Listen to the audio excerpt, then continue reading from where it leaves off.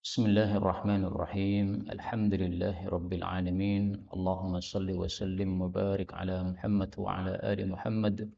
Allahumma anfa'na bima 'allamtana wa 'allimna ma yanfa'una wa zidna ilma wa barik lana fi ilmina warzuqna al-ikhlasa fil qawli wal 'amali kamila wa ilman nafi'an la yunsa wa tawfiqan daima wa sihhatan wa yaqina.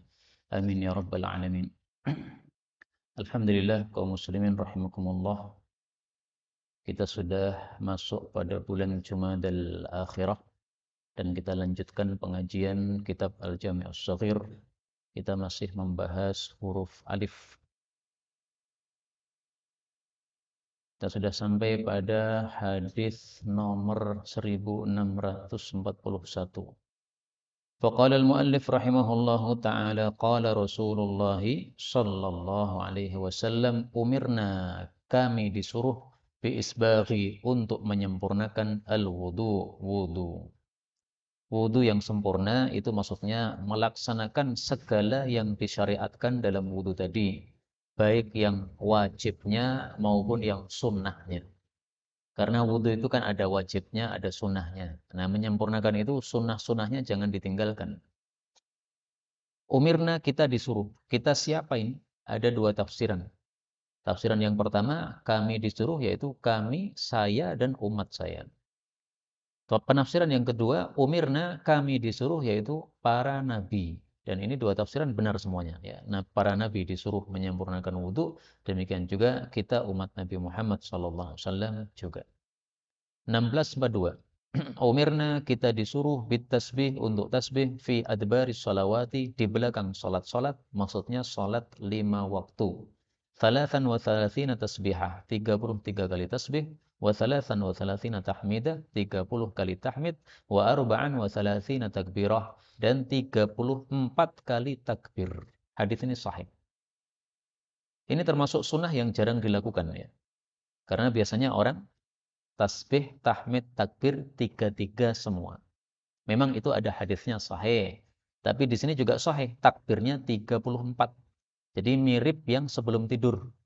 Sebelum tidur kan 33, 33, 34. Ya, tasbih takbirnya 34. Khusus takbir ditambah 1 jadi 34. Umirna, kita disuruh. Ini maksudnya perintahnya perintah sunnah, tidak wajib. Tasbih di belakang sholat 5 waktu. Yang disebut di belakang sholat 5 waktu itu kalau jaraknya tidak terlalu panjang. Kalau sudah sholat, habis sholat kita langsung pergi, kemudian minum kopi di habis itu baru tasbih, itu telat. Karena jaraknya sudah terlalu lama.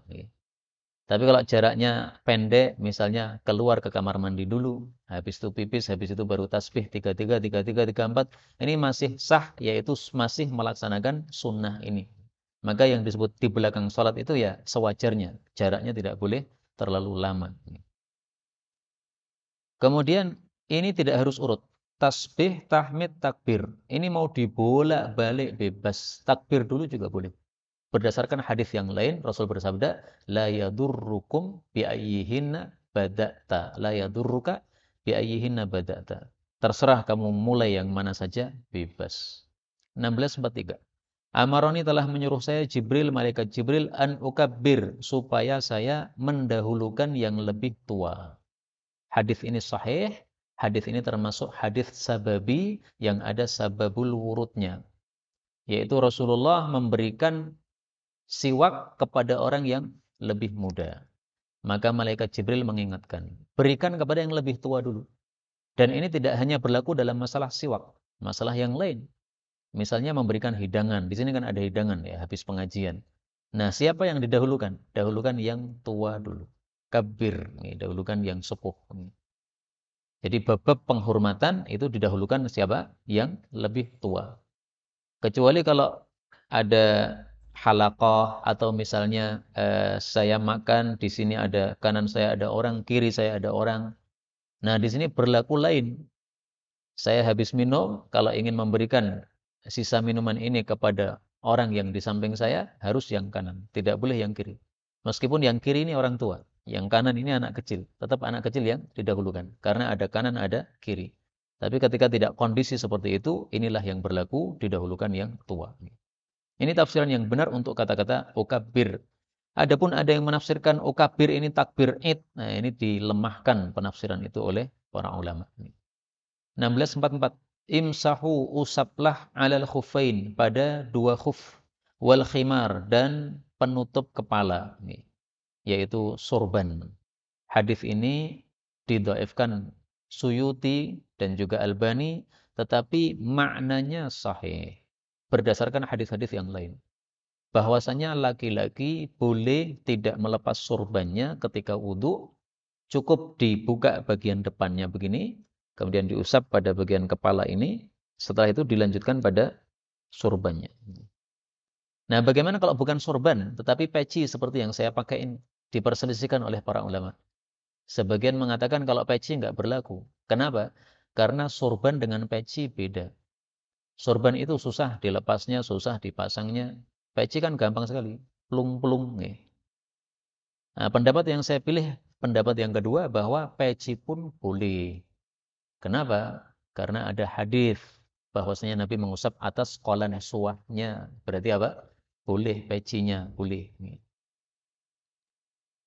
Kemudian hadis tentang bolehnya mengusap khuf, yaitu mengusap sepatu. Kalau kita pakai sepatu dan kita tidak mau melepasnya ketika wudhu, boleh hanya diusap saja bagian atas sepatu.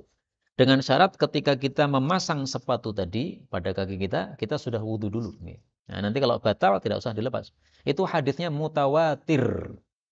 Sehingga Imam Abu Hanifah mengatakan, saya khawatir orang-orang yang menolak hadis tentang bolehnya mengusap sepatu ini jadi kafir. Ini tampaknya beliau menyindir orang-orang Syiah.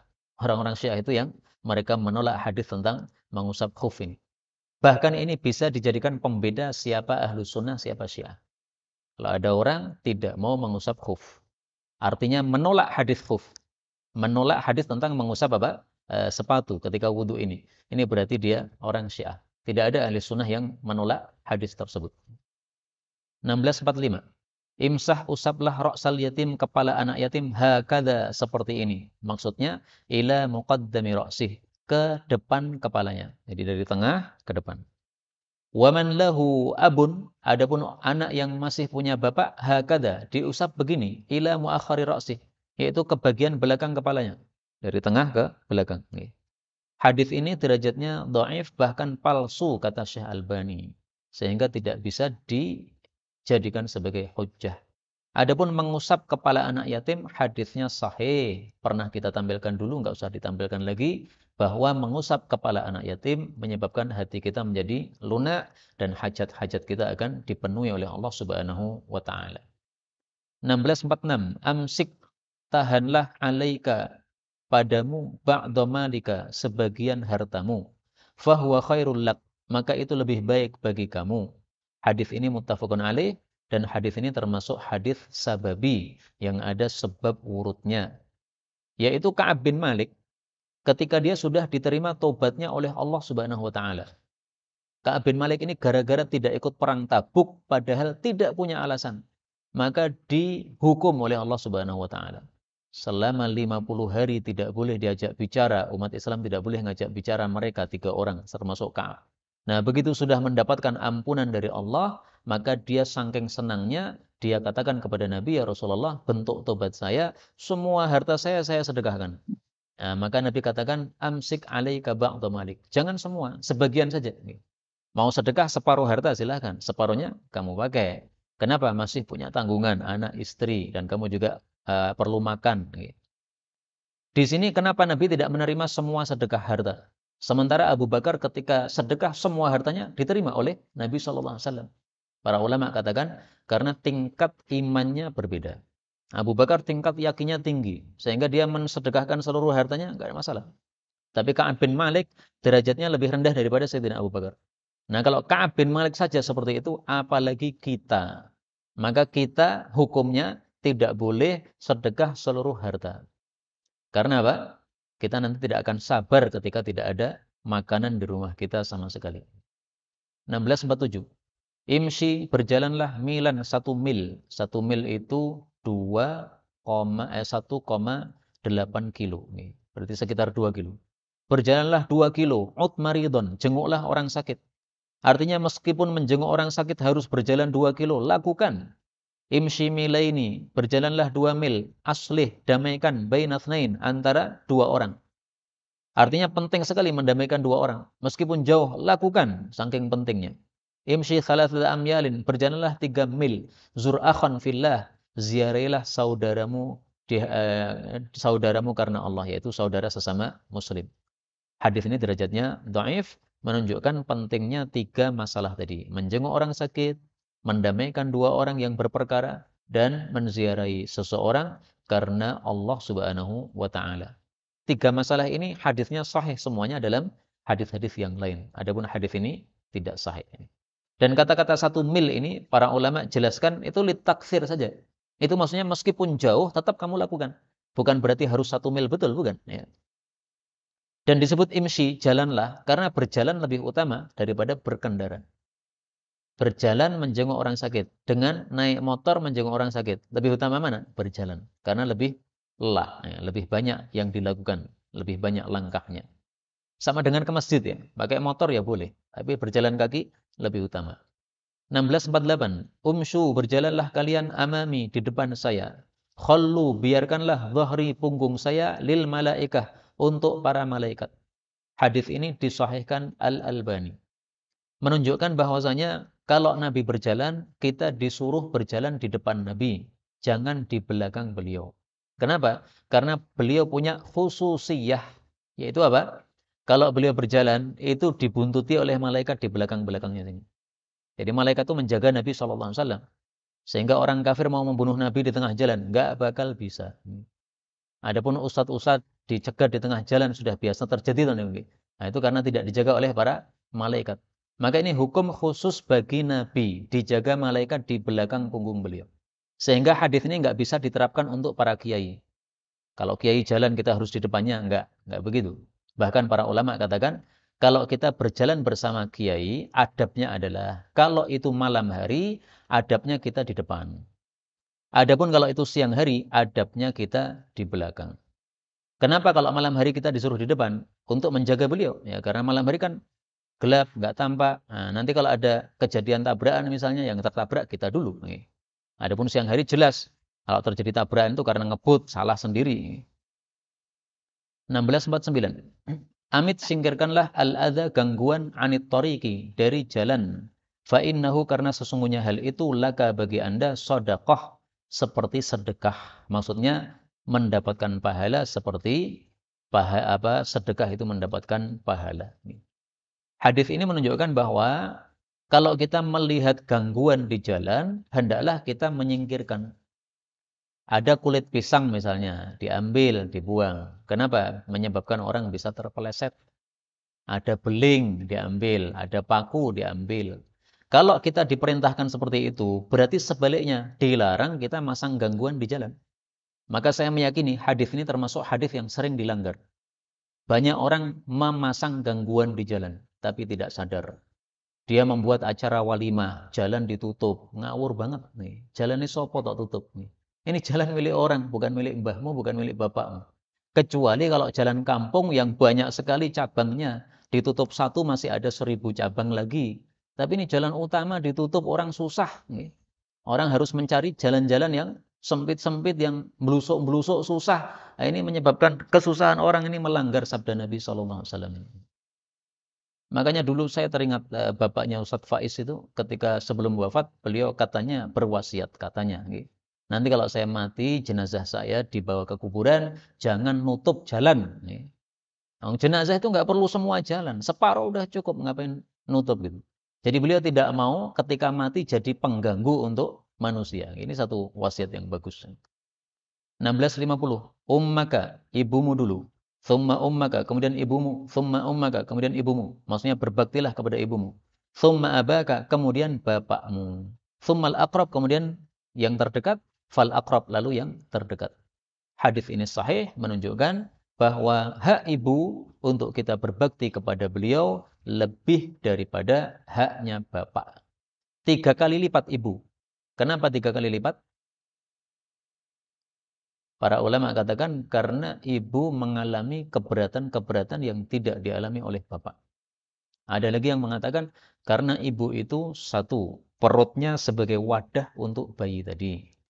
Kemudian pangkuannya sebagai tempat tinggal atau tempat tidur untuk bayi tadi. Kemudian, mohon maaf, teteknya sebagai minuman untuk bayi tadi. Ini 3 perkara nggak ada di bapak. Ya bapak kadang-kadang mangku, tapi kan ya nggak lama-lama. Paling 5 menit masih nangis, wis ora sabar pak ini, buang bayi ini jelas ini. Nah, itu karena bapak kurang apa? Kurang rahmat. Yang lebih rahmat adalah ibu. Makanya para ulama katakan al-ummu arham wal abu a'lam. Ibu lebih rahmat. Kalau bapak lebih pinter, lebih paham. Kenapa? Karena bapak itu menggunakan akal. Laki-laki biasanya apa? Lebih mendahulukan nalar. Sementara perempuan lebih mendahulukan perasaan. 1651. Nah,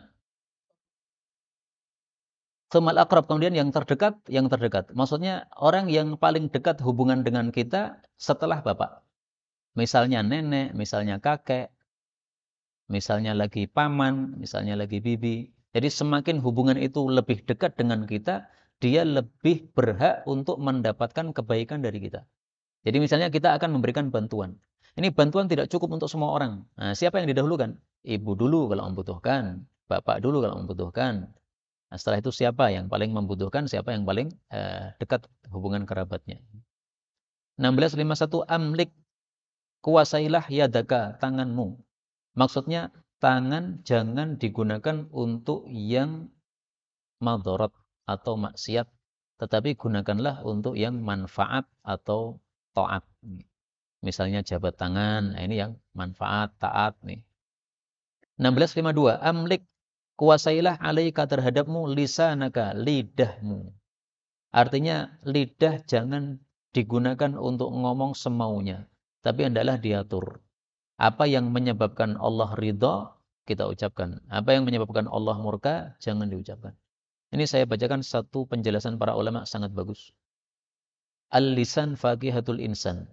Walihada tajidu rajul yaqumul lail wa yasumun nahar. Walisanuhu yarmil afadil bil jahl wa yatafakkah bi'aradihim wa yaqulu alaihim ma la ya'lam.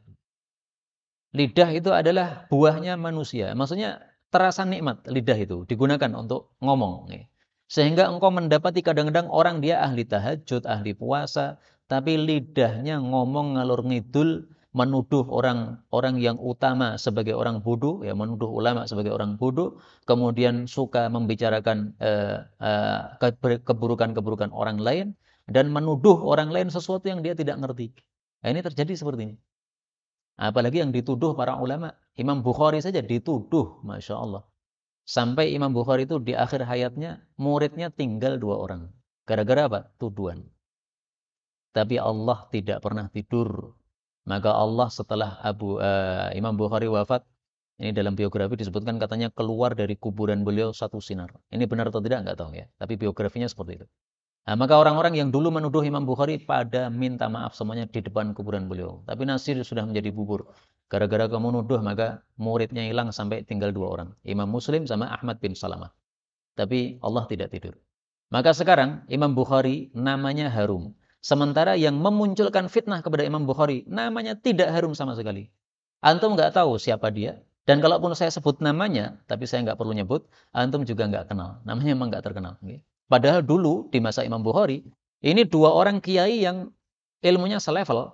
Imam Bukhari dengan orang yang menuduh ini ilmunya selevel. Tinggi ilmunya, ilmu hadisnya itu selevel. Waktu itu. Tapi sekarang semua orang tahu siapa Bukhari. Sementara yang nuduh ini nggak ngerti kita. 1653. Amlik alaika, kuasailah atasmu lisanaka, lidahmu. Wal yasa'ka, dan hendaklah longgar untukmu baituka, rumahmu. Wabki, dan tangisilah, maksudnya sesalilah ala khati'atika, dosa-dosamu. Jadi menangis untuk menyesali, bukan nangis tok.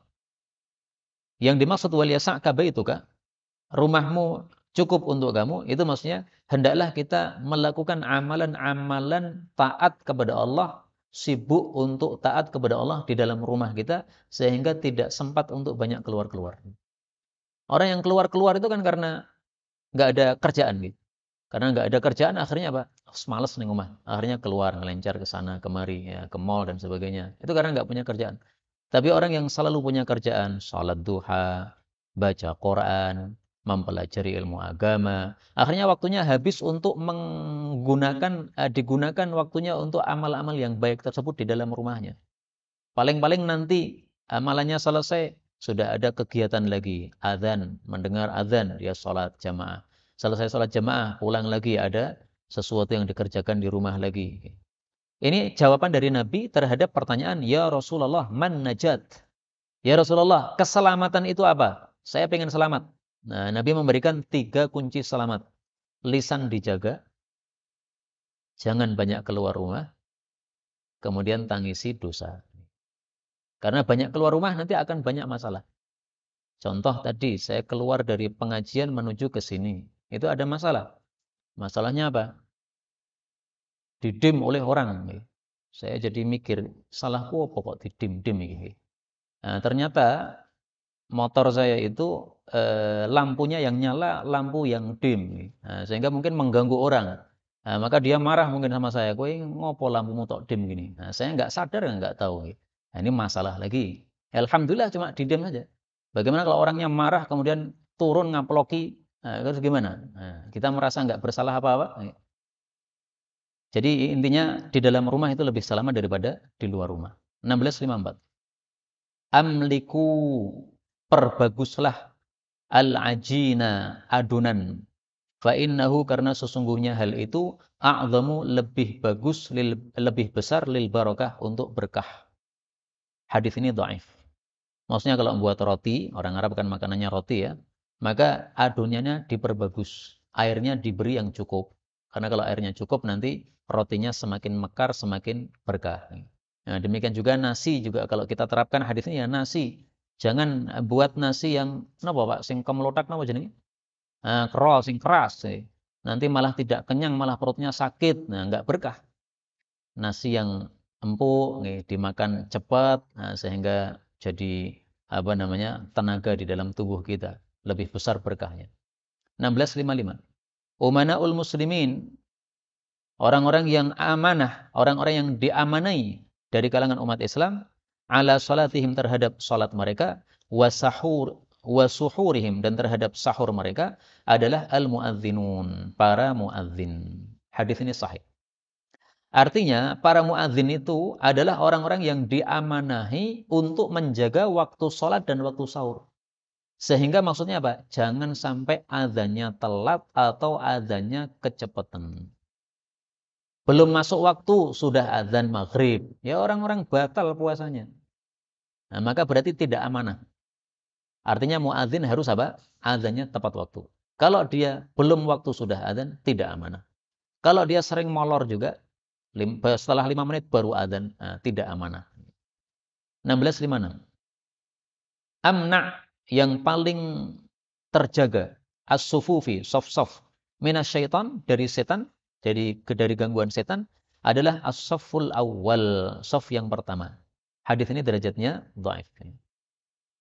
Saya temukan penjelasan Imam Munawi, dia mengatakan, kenapa soft pertama itu lebih terjaga dari setan? Beliau katakan, barangkali karena di dekat imam itu banyak malaikatnya. Nah, penjelasan ini saya belum pernah mengetahui dalilnya.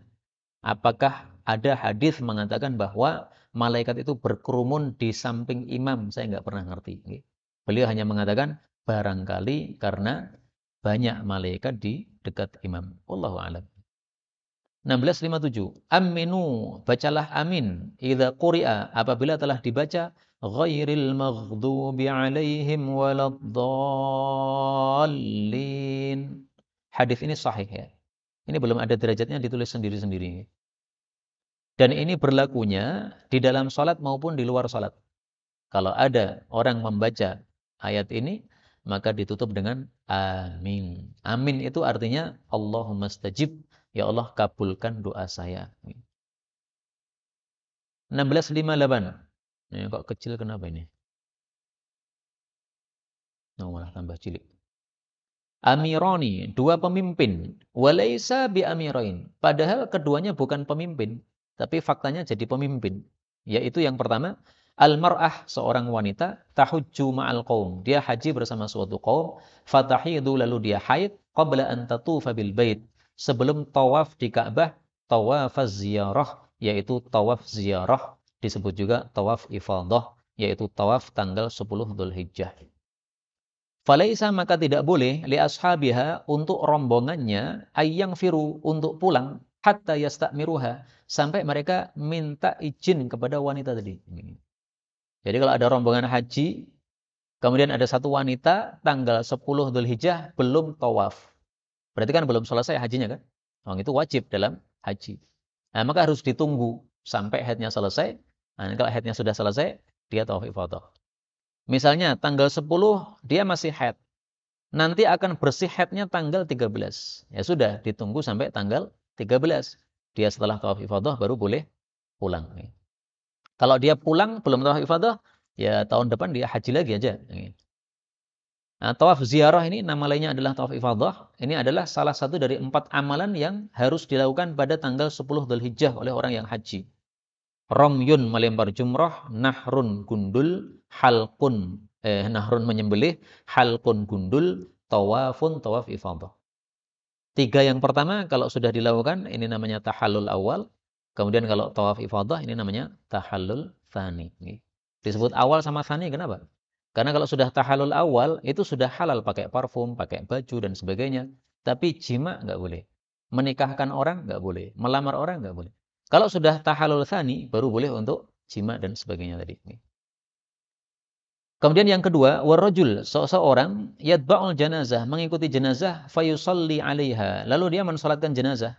Falaisa lahu ayyarji, tidak boleh pulang hatta yastakmira ahlaha, sampai minta izin kepada keluarga jenazah tadi. Tapi hadis ini memang diriwayatkan oleh Mahamili, derajatnya dhaif. Karena derajatnya dhaif, tidak bisa dijadikan sebagai hujjah. Tetapi memang untuk poin yang pertama, ketika wanita belum tawaf ziarah, itu Nabi waktu itu mengatakan, ahabisatuna. Wah, berarti kita harus tertahan menunggu ini. Berarti apa? Ya ditunggu saja. Ya kasihan semuanya sudah pulang bawa haji, dia belum bawa haji. Adapun yang kedua ini, seseorang menghadiri jenazah, ketika mau pulang tidak harus minta izin kepada keluarga jenazah. Karena hadisnya tidak sahih, tidak kita temukan hadis yang lain. Dan inilah pendapat mayoritas ulama, tidak harus minta izin. Menyelisih mereka Imam Malik. Katanya beliau berpendapat sesuai hadis ini harus minta izin. Ya, tapi karena hadisnya dhaif, tidak bisa dijadikan hujjah. Ini ada istilah Mahamili, Imam Mahamili. Ini karena tidak banyak yang kenal, ya kita kenalkan sedikit ya. Imam Mahamili ini adalah muridnya Imam Bukhari. Dia gurunya Imam Daruqutni dan yang lain-lain. Beliau ini kalau menyampaikan hadis seperti saya begini, muridnya 10.000 yang mendengarkan. Nih. Jadi beliau termasuk ulama besar di masanya, meskipun kita tidak begitu kenal sama beliau. 1659. Innallaha, sesungguhnya Allah, aba alayya, enggan terhadap saya, fi man qatala, terhadap orang yang membunuh mu'minan, orang beriman. Qalahu thalathan. Nabi mengucapkan hadis ini 3 kali. Hadis ini sahih.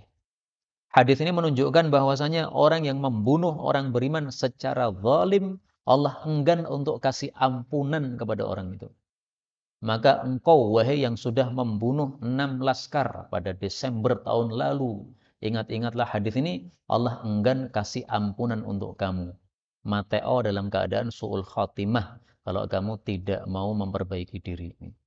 Yang dimaksud aba alayya, enggan terhadap saya, ini bukan berarti betul-betul Allah tidak mau ngampuni, bukan. Kalau dia minta ampun, akan diampuni. Kalau dia memperbaiki diri, akan diampuni. Tapi jauh dari ampunan kalau dia tidak mau memperbaiki diri. 1660. Jadi istilahnya hadis ini apa ya? Kharaja makhraja zajr. Itu munculnya dalam rangka untuk menghardik orang, jangan sampai membunuh. Nah, sehingga supaya betul-betul manusia ini perhatian masalah ini, sampai dikatakan Allah enggan ngasih ampunan. 1660. Innallaha abali, sesungguhnya Allah itu enggan terhadap saya an atazawwaj, bahwasanya saya menikah, au uzawwij, atau saya menikahkan orang illa ahlal jannah, kecuali pasti dia itu ahli surga. Hadis ini dhaif. Nah, maka hadis ini kabar gembira bagi siapapun yang menjadi istri Nabi SAW. Pasti dia apa? Ahli surga. Tidak mungkin Nabi menikahi seorang perempuan calon ahli neraka, nggak mungkin. Demikian juga kalau ada orang yang dinikahkan oleh Nabi SAW. Maka sampai ada satu buku, judulnya adalah Asma'u man zawwajahumun Nabi SAW. Nama-nama sahabat yang dinikahkan oleh Nabi SAW. Sampai dikumpulkan oleh para ulama. Ternyata tampaknya gara-gara hadis ini ya, bahwasanya siapapun yang dinikahkan oleh Nabi itu dia pasti ahli surga. Tapi memang hadis ini derajatnya dhaif, tidak bisa dijadikan hujjah. Mudah-mudahan semuanya kita masuk surga tanpa hisab, tanpa azab. Amin ya rabbal alamin. 1661 Innallaha ta'ala, sesungguhnya Allah Ta'ala ittakhadani, menjadikan saya khalilan, sebagai kekasih. Kama takhadha Ibrahim, sebagaimana menjadikan Nabi Ibrahim khalila, sebagai kekasih. Wa inna khaliliya, dan sesungguhnya kekasih saya adalah Abu Bakrin Siddiq radhiyallahu anhu. Hadis ini palsu, maka saya kasih tanda bintang. Tapi isinya benar bahwasanya Allah telah menjadikan Nabi Muhammad sebagai kekasihnya, Nabi Ibrahim juga sebagai Khalilullah. Dan Abu Bakar As-Siddiq adalah bukan khalilnya Nabi SAW, tetapi Abu Bakar adalah sahabatnya Nabi SAW. Jadi kalimat yang terakhir ini yang tidak sesuai dengan hadis yang sahih. Tapi kalimat pertama dan kedua ini sudah sesuai dengan hadis yang sahih. 1662.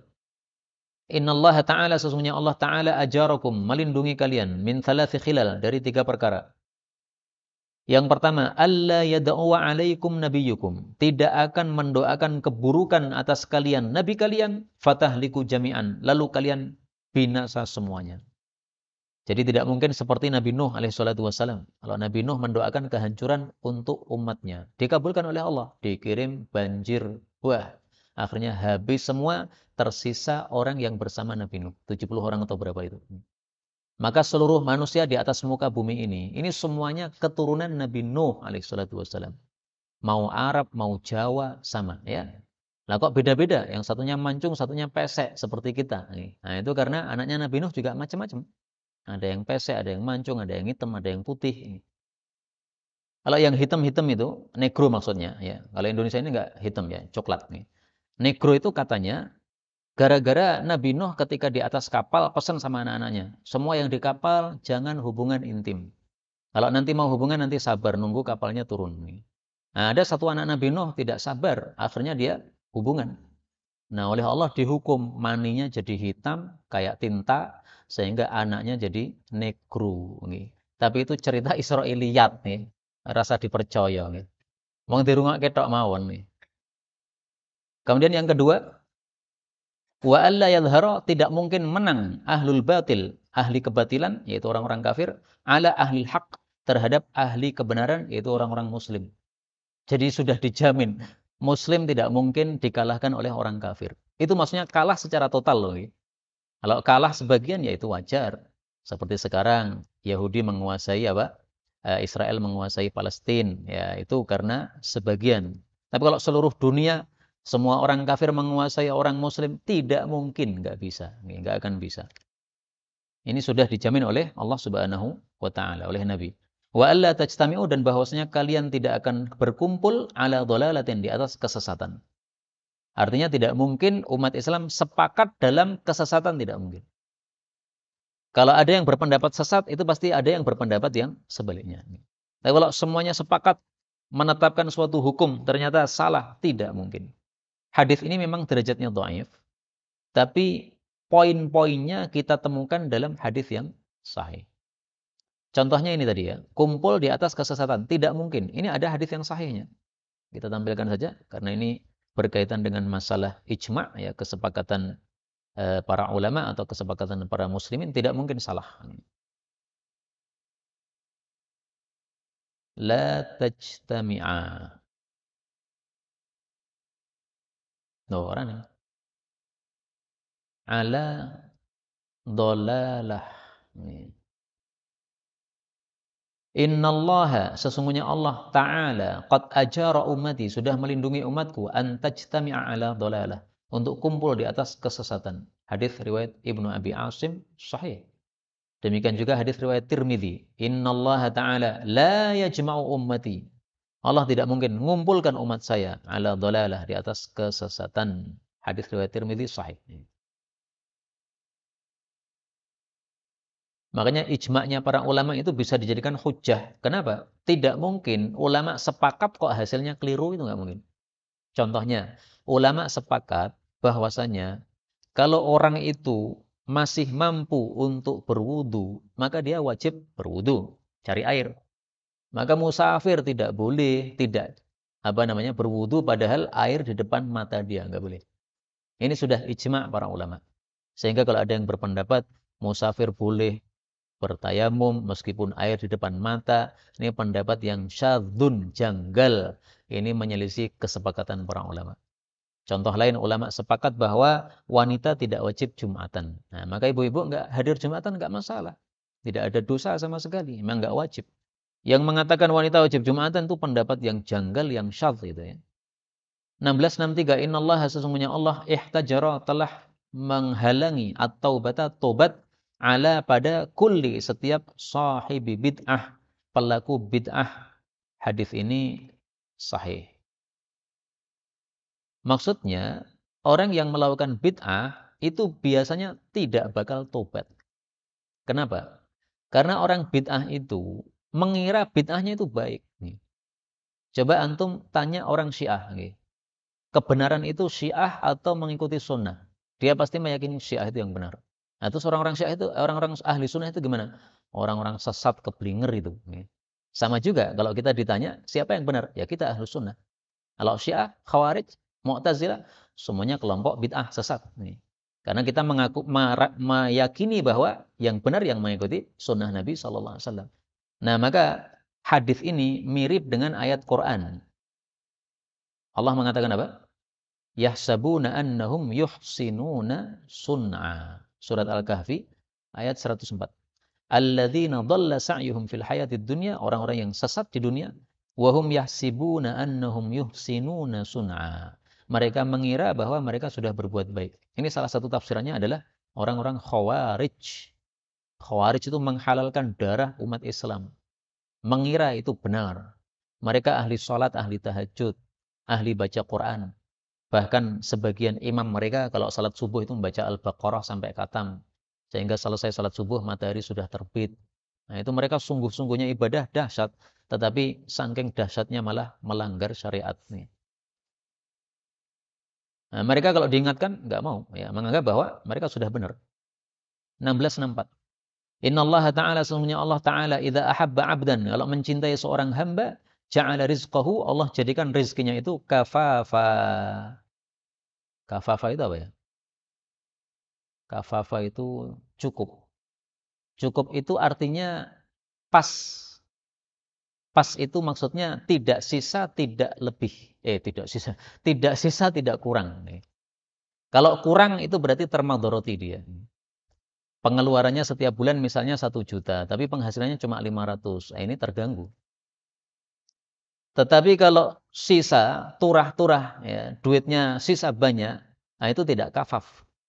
Makanya para ulama mengatakan, al-ghina yudghi, wal faqr yu'dhi. Kekayaan itu menyebabkan melampaui batas. Sementara fakir itu menyebabkan terganggu. Terganggu, mau beli obat nggak punya obat. Mau beli makanan nggak punya makanan, dan sebagainya. Nah, makanya yang paling bagus itu yang apa? Kafaf. Yang, apa berarti kafaf itu artinya? Pas-pasan. Pas-pasan. Pas. Oh cukup. Cukupan. Nah, cukupan. Kalau pas-pasan kita ya oh, pas butuh pas ada, pas butuh mobil ada. Ini bukan pas-pasan nih. Turah nih. Pas meh nikah meneh eneng. Nah, itu berarti apa? Turah nih. Nah, itu turah itu biasanya yudghi. Kecuali kalau orang dirahmati oleh Allah, harta turah pun tidak akan yudghi, tidak akan melampaui batas. Orang kaya kalau dia tidak ngerti syariat, nanti akan nikah terus meskipun lebih dari 4. Karena pernah ada orang bilang kepada saya, sebenarnya kalau mengikuti nafsu, Ustaz, 4 istri belum cukup. Kata beliau begitu. Beliau istrinya 4. Nah, waktu itu ngomong sama saya, kalau mengikuti nafsu, 4 belum cukup. Dan beliau pengen nambah lebih dari 4. Tapi tidak berani, kenapa? Karena tahu bahwa syariat membatasi 4. Nah, Masya Allah nih, itu bukan orang-orang biasa seperti kita. Kalau kita lebih dari 4, sesok mati. Sedang mati. 16:565. Innallaha ta'ala, sesungguhnya Allah Ta'ala, idza ahabba, apabila menghendaki, infadha amrin, untuk meluluskan suatu perkara. Salaba, Allah akan cabut kulladzi lubbin, setiap orang yang punya akal, lubbahu, akan akalnya. Ini hadisnya palsu. Jadi cara Allah kalau ingin menetapkan suatu takdir, itu gimana? Orang yang punya akal semuanya akalnya lenyap dulu. Nah, kalau sudah akalnya lenyap, akan terjadi sesuatu yang ditakdirkan oleh Allah Subhanahu wa taala. Contoh misalnya tabrakan. Kadang-kadang tabrakan itu gara-garanya sepele saja. Yang satu mau lanjut, satunya juga mau lanjut. Nah, saking bingungnya dewe-dewe, akhirnya malah nabrak. Padahal sebenarnya kanan kiri longgar. Nah, itu karena akalnya udah lenyap dulu. Coba tinggal banting kiri aja udah nggak tabrakan. Tapi satunya grogi, satunya lagi grogi, terjadi tabrakan. Nah, itu akalnya lenyap semuanya. 1666. Innallaha, sesungguhnya Allah Ta'ala, idza arada, apabila menghendaki, imdo'a amrin, untuk melanjutkan atau meluluskan suatu perkara, naza'a, Allah cabut uqular rijal, akal-akalnya para laki-laki, hatta yumdiya, sehingga Allah lanjutkan amrohu, urusan tersebut. Fa'idha amtahu, kalau Allah sudah melanjutkan urusan tadi, radda ilaihim, barulah Allah kembalikan kepada mereka uqulahum, akal-akal mereka, wa waqa'atin nadamah, lalu terjadilah penyesalan. Hadis ini juga dhaif. Diriwayatkan oleh Abu Abdurrahman As-Sulami dalam kitab Sunanus Sufiyah. Sunnah-sunnahnya orang-orang sufi. Ini kitab yang saya belum pernah tahu dan saya pengen cari tahu di mana kitab ini. Kitab ini menurut saya sangat penting ya. Karena intinya adalah orang-orang sufi itu bagaimana ngatur hati supaya jadi baik di hadapan Allah. Terjadi musibah, ya sudah, diterima saja. Kenapa? Allah kalau ingin menghadapi suatu perkara, Allah cabut akal orang-orang sehingga lenyap akalnya, sehingga tidak sadar akan terjadi sesuatu yang dikehendaki oleh Allah. Baru setelah terjadi, baru sadar, wah iya, kenapa tadi tidak begini saja? Kalau tadi kita begini, tidak akan terjadi begini. Nah, kalau orang sufi, sudah, apapun musibah, diterima saja. Terjadi tabrakan, ya sudah. Terjadi anak mati, ya sudah. Ya. Orang-orang sufi kenapa? Karena mereka bisa menata hati. Jadi sufi yang sesungguhnya itu intinya adalah bagaimana mengatur hati kita sehingga hati betul-betul salim, qalbun salim. 1667. Innallaha ta'ala, sesungguhnya Allah Ta'ala, idza anzala, apabila menurunkan satawatihi. Satawat itu adalah qahrahu, ya, kekuasaannya. Apabila menurunkan kekuasaannya ala ahli nikmatihi, kepada orang-orang yang disiksa oleh Allah Subhanahu wa taala, jadi orang-orang pelaku maksiat. Fawafat, lalu mengenai ajal qaumin sholihin, ajal-ajalnya orang-orang yang soleh. Jadi orang-orang soleh yang tidak bermaksiat ikut kena. Sehingga apa? Mati juga. Fa uhliku bihalakihim, maka mereka mati dengan kematian mereka. Tsumma yub'atsuna, kemudian mereka akan dibangkitkan ala niyatihim, sesuai niat mereka, wa a'malihim, dan amal-amal mereka. Hadis ini sahih, menunjukkan bahwa kalau Allah menurunkan siksa, jadi satwat itu maksudnya siksa ya. Kalau Allah menurunkan siksa kepada orang-orang yang berhak disiksa, dan siksa itu mengenai juga orang-orang soleh yang ada di tempat tersebut, maka nanti ketika dibangkitkan oleh Allah di hari kiamat, itu beda-beda. Yang mati dalam kondisi zina karena Allah murka kepada ahli zina di tempat tersebut, nanti bangkitnya dalam kondisi rendah, kondisi zina. Tapi orang-orang yang lagi sholat, kemudian terkena siksaan tersebut, matinya sedang sujud, nanti dibangkitkan juga dalam kondisi sujud, kondisi sholat, kondisi orang yang sedang beramal soleh. Jadi matinya mungkin sama, karena memang siksa kalau turun tidak akan membeda-bedakan siapa yang pelaku maksiat, siapa yang tidak. Tapi nanti ketika dibangkitkan akan berbeda. 1668. Innallaha ta'ala, sesungguhnya Allah Ta'ala, idza an'ama, kalau memberikan nikmat, ala abdin, kepada hamba, nikmatan, suatu nikmat, yuhibbu, Allah senang, ayyara, untuk melihat atharon nikmati alaihi, bekas nikmat padanya, wa yakrahu, dan Allah membenci al-bu'sa, kefakiran. Maksudnya menampakkan kefakiran. Bukan kefakiran dibenci, kefakiran itu yang menciptakan Allah. Jadi menampakkan itu Allah nggak senang.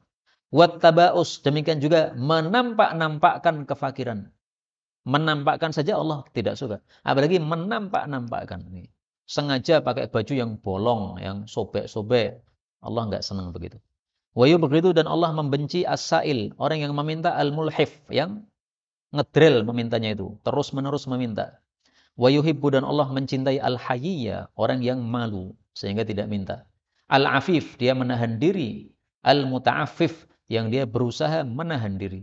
Artinya tidak minta-minta. Menjaga diri dari apa? Minta-minta.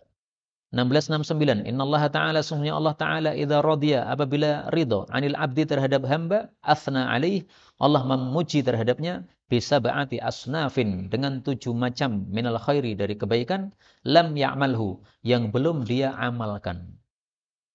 Artinya orang ini dipuji oleh Allah dengan 7 macam pujian, kebaikan-kebaikan, padahal kebaikan ini belum diamalkan, yang nantinya akan diamalkan.